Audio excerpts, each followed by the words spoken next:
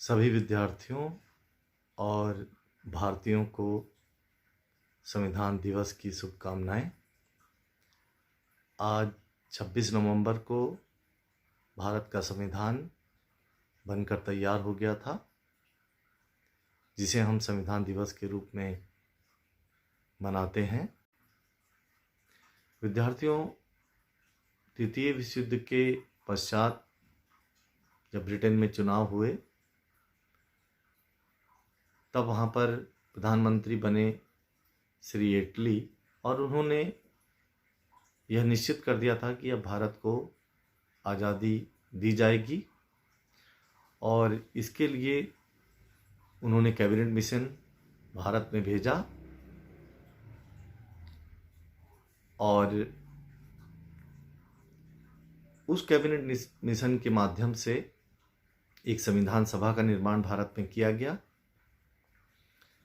प्रारंभ में इस संविधान सभा में करीब 389 सदस्य थे, परंतु जब भारत और पाकिस्तान अलग हो गए 1947 में, तो इसमें करीब 299 सदस्य ही रह गए। भारतीय संविधान में करीब 75% जो उसका हिस्सा है वो भारतीय शासन अधिनियम 1935 से लिया गया है। इसके अलावा इसमें मौलिक अधिकार संयुक्त राज्य अमेरिका से, ब्रिटेन से संसदीय शासन प्रणाली, आयरलैंड से नीति निर्देशक तत्व। भारत का संविधान 26 नवंबर 1949 को बनकर तैयार हो गया,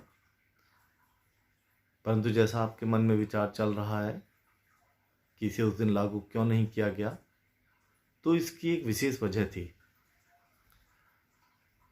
भारत की स्वतंत्रता से पहले 1929 में लाहौर अधिवेशन के दौरान यह निर्णय लिया गया था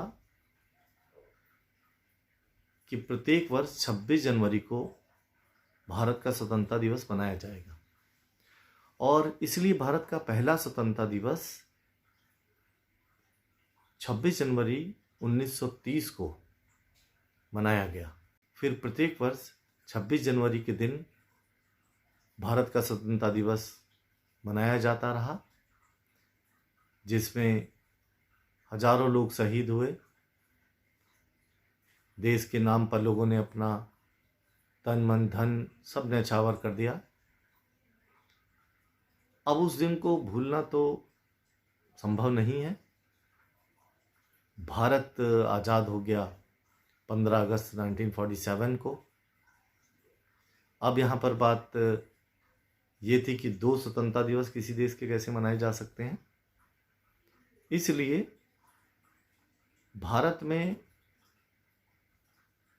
26 नवंबर 1949 को भारत का संविधान बनने के पश्चात भी उसे 2 महीने रोका गया, और 26 जनवरी को यादगार बनाने के लिए 26 जनवरी 1950 को भारत का संविधान लागू कर दिया गया, जिसे हम गणतंत्र दिवस के रूप में मनाते हैं।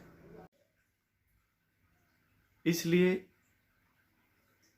26 जनवरी 1950 को भारत का संविधान लागू किया गया,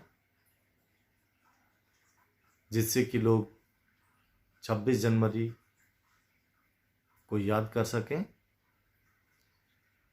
और आज भी हम 26 जनवरी को गणतंत्र दिवस के रूप में मनाते हैं, जबकि पहले ये स्वतंत्रता दिवस के रूप में मनाया जाता था।